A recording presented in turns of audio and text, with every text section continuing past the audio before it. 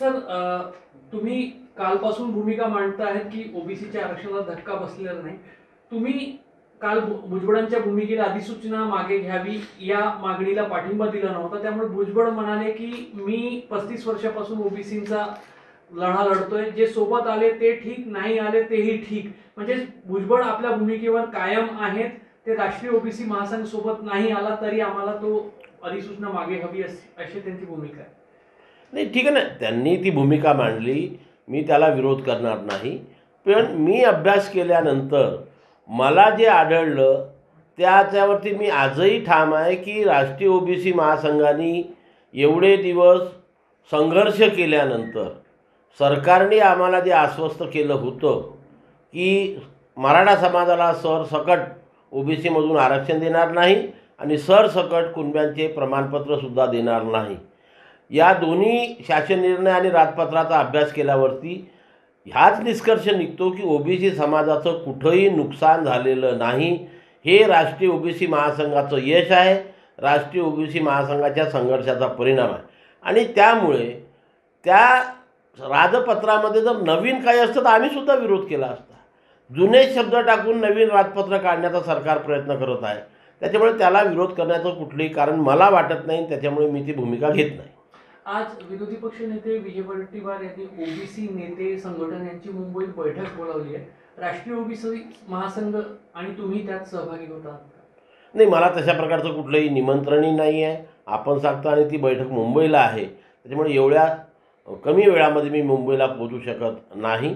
कदाचित ते सर्वांशी चिंतन मनन विचारविनिमय करतील आणि नंतर ते काय निर्णय घोषित करतात ते बघू आणि नंतर आम्ही आमचं सांगू. काल फडणवीस यांनी राज्य शासनाच्या वतीने एक म्हणजे ओबीसींना एक स्पष्टीकरण व्हावं असं वक्तव्य केलं. ते म्हणाले की ओबीसींचा जोपर्यंत भाजप सत्तेत आहे ओबीसींचं कुठलंही नुकसान आम्ही होऊ देणार नाही आणि गरज भासली तर आम्ही निर्णयाचा पुनर्विचारही करू आणि त्यासाठी वाटल्यास श्रेष्ठींपर्यंतही जाण्याची माझी वैयक्तिक तयारी, पक्ष श्रेष्ठींकडे जाण्याची. नाही, आम्ही सुद्धा वारंवार तेच म्हणतोय बघा की मी तर 3 दिवसापासून सांगतो आहे की 25 आणि 26 तारखेला जे काही शासन निर्णय आणि राजपत्र सरकारने निर्गमित केलं आहे त्याच्यामध्ये ओबीसीचं कुठेही नुकसान झालेलं नाही. पण आजही मी या मतावरती ठाम आहे की ज्या दिवशी आमच्या लक्षात येईल की ओबीसी समाजाच्या आरक्षणाला धक्का बसत आहे किंवा सरसकट कुणबी प्रमाणपत्र देण्याच्या सरकार मानसिकतेमध्ये आहे, त्या दिवशी राष्ट्रीय ओबीसी महासंघाच्या माध्यमातून आणि इतर सहकाऱ्यांच्या माध्यमातून या राज्यातील घराघरातल्या ओबीसीच्या माणसाला, व्यक्तीला बाहेर काढून ओबीसीच्या संविधानिक अधिकाराचं रक्षण करण्याकरता राष्ट्रीय ओबीसी महासंघ कटिबद्ध आहे. म्हणजे आहे, त्याच्यामध्ये आम्ही कुठल्याही प्रकारचं कॉम्प्रोमाइज करत नाही. तर सध्या जी स्थिती निर्माण झालेली आहे त्याच्यावर आता सगळेजण तर बिहारमध्ये एक जातनिहाय जनगणना झाली होती तो मुद्दा विसरलेले आहे.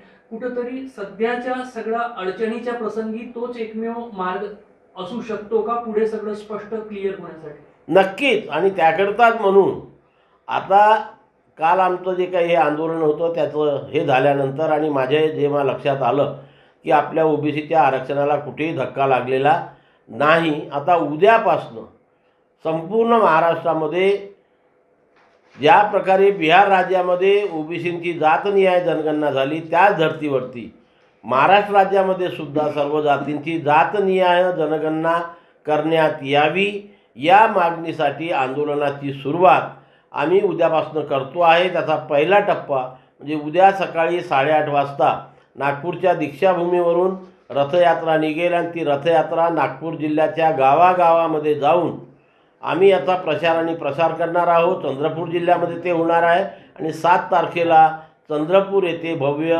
मोर्चाचं आयोजनसुद्धा केलेलं आहे आणि पुढचं हळूहळू टप्प्याने आम्ही संपूर्ण महाराष्ट्रभर ही यात्रा फिरवणार आहोत.